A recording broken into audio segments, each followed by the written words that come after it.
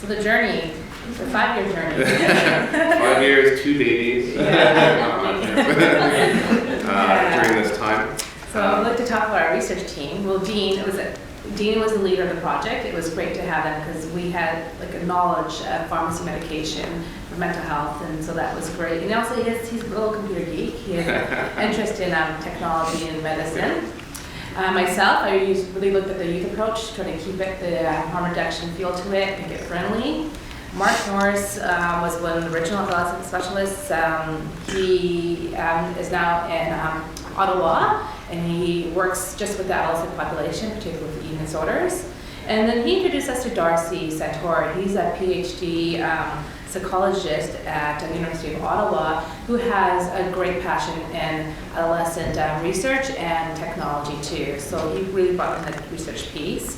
And Sandra Whitehouse is also a pediatrician here at Children's, and she really looked and focused on the risk factors, what's going to be the risks of having a website out like this.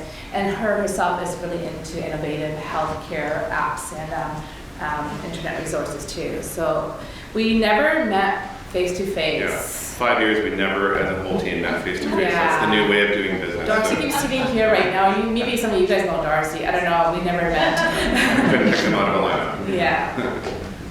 So the journey, we obtained a UBC Rise Research Ethics approval, and this was my first time with ethics, and you had experience with this before. So it was a good learning process. We received $30,000 from VCMHAAS, Children's Women's Mental Health Research Grant in 2010. And that's when Darcy and Dean started making the database structure for Drug Cocktails, the version 1.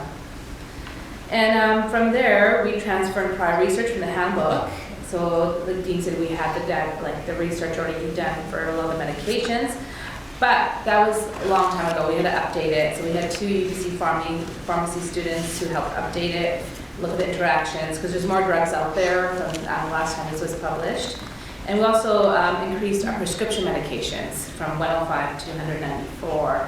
So we pretty well did that, looking at the top meds being used in subspecialties and in mental health.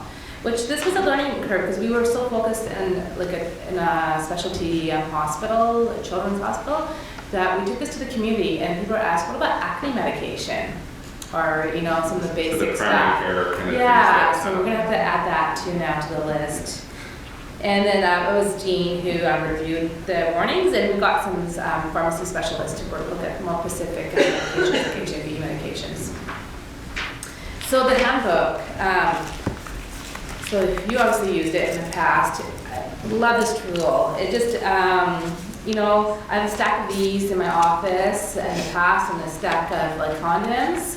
So this is what went missing all the time. This is what the youth took over the condoms, because they loved it. It was engaging. It really opens up motivational interest. I never got any negative feedback from a youth when I said, okay, let's check it out. What happens if you take a Prozac and you drink alcohol? I never got, oh, what are you telling me I can't drink? I never got that feedback before. So this is how I found it very friendly to use. It just gives the clinician a time to be curious what's happening. Why are they drinking alcohol? Is it drinking every night? So you get a little assessment in place too, just in this little teaching moment. So it's very engaging. And that said, it was kind of clip RT in its appearance, right? Right? And they were amazed with this. So now they're even getting really good feedback with the new site. This they're real happy with. And then we're just using this a couple of years, 2 years ago. Yes, yeah. So that was the first version right there. This is where we got all our feedback from for our research and how to move forward to our new website.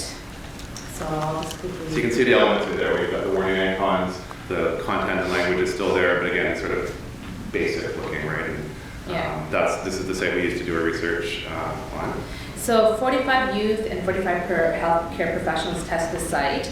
And just giving feedback, it was challenging to get the youth to do the site in a waiting room, because I would go up and say, hey, do you want to check out this website? It was the parents who said no because of the content, because their kids do not do drugs. So where we had no problems with mental health. And you went into the clinic after. Yeah. And after it'll be a little bit easier when they're once admitted to the hospital. And yeah, so the data analyzes the results, comments by youth and professionals informed the new design approach. So that's what we have today, is from their feedback. And here's the main research survey results. So we found for both youth and professionals a very high rate of them saying the site was easy to use. Their high rate of satisfaction that they would use the site again. 100% of professionals said they would use the site again. And high rates would recommend it to friends or colleagues. The difference we saw in was professionals recommending more changes than youth, not totally surprising. Here are the main 3 groups of comments recommended to us based on that first design. Improve the interface design and layout, and I think you saw version 1 to version 2, looks a lot better. Improve the search engine functionality, so we actually have done that. I'll tell you a little bit more about the detail with that in a moment. And then finally, make the site into an app. So we've been doing this research for about 3 years, and I said, youth would turn to me and say, as they started using the site, this should be an app. I'm like, yes, that's a good comment. Apps didn't exist when this project started. Okay? That's how fast the technology has changed. So we've made the site app ready, if you will. So the database structure created for the web-based application allows creation of an iPhone, Android app off that database with very little effort if we choose to make that step. The full redesign of the site, as we know it now, started in April of 2013, so not that long ago. We worked with Opacity Design Group, it's a web marketing firm out of Richmond, and started the redesign. And they transformed the site into a very modern-looking, interactive site and helped to improve the search function. So we use something called the double metaphone search algorithm, which is documented to be useful for searching for drug medication names. Certainly one of the things we found from the analytic data from the research study, all sorts of spellings. We got 8 different ways to spell risperidone when they were searching for it. So I'll show you a quick demo of how that works on the ground.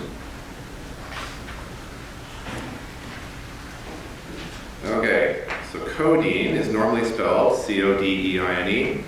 This site will find it if you spell codeine like so. And hopefully you can see the search terms. Okay, so Hooked on Phonics works for us. So it's not Google predictive search. It's not Google predictive search because they have billions and billions of search terms and results to rely on to predict what they think you mean. We don't have the luxury of that, but using the double metaphone, if you're getting the sound close to right, you likely will be able to find the drug name. After you type 3 characters, drug name suggestions will appear. So if you get RISP, you're probably able to get that. You're going to see, yes, risperidone is what I meant to search for.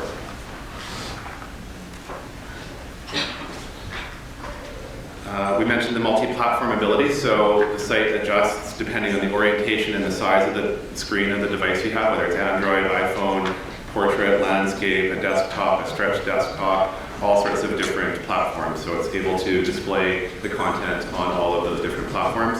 However, some of the government sites, especially here at the hospital, Internet Explorer is still the browser of record. It's 7 years old technology. So if you have that browser, I suggest Google Chrome as an alternative that you can download without having to get permissions, and it will display the site properly. But that metaphone search especially is technology that requires a new Windows Server version. So the site will work, but it just it's not great in Internet Explorer stuff. And as we mentioned, it can be easily made into a smartphone app based on the structure we've created.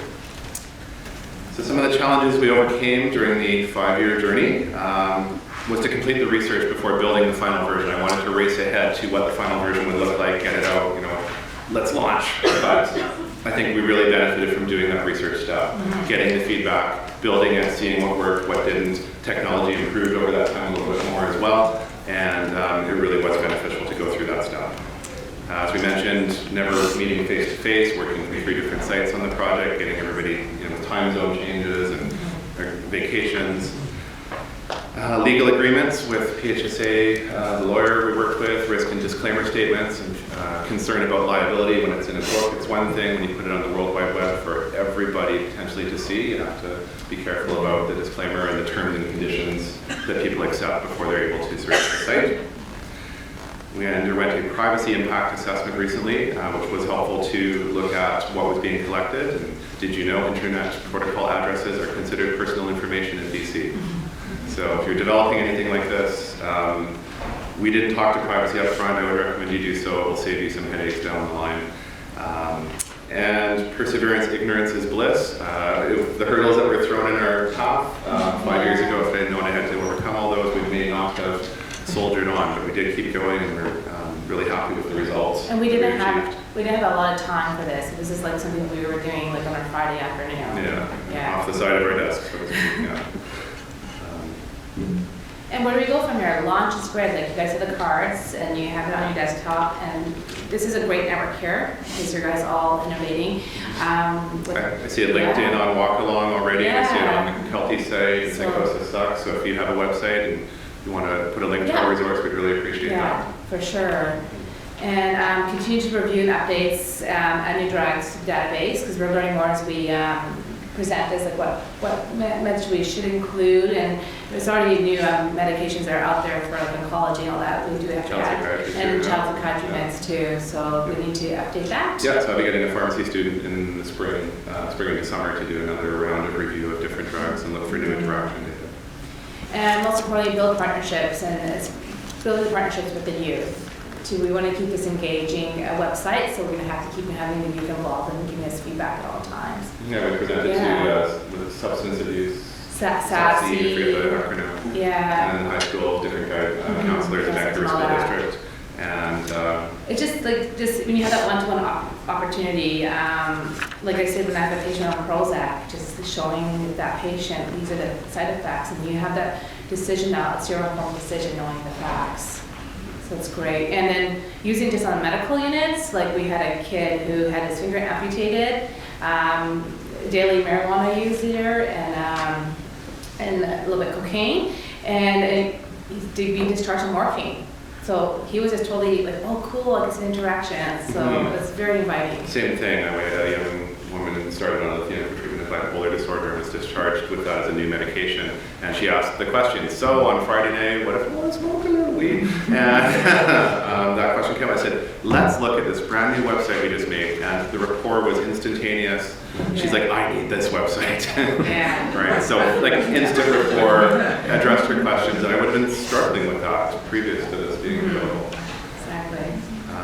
So the two websites are available, DrugCocktails.ca for youth and the DrugCocktails.ca/pro will get you to the pro site right away. You can link back and forth between the two, but if you want to go directly, you can bookmark the pro site. And Sabrina passed out the cards to remind you of the I'll just pass it. URL. So just came in right now. To finish off on a fan of Steve Jobs, he was quoted as saying, do one thing well, and I think you'll find the DrugCocktails.ca website does that, and that's to help youth get the facts about the risks of mixing medicine, booze, and street drugs.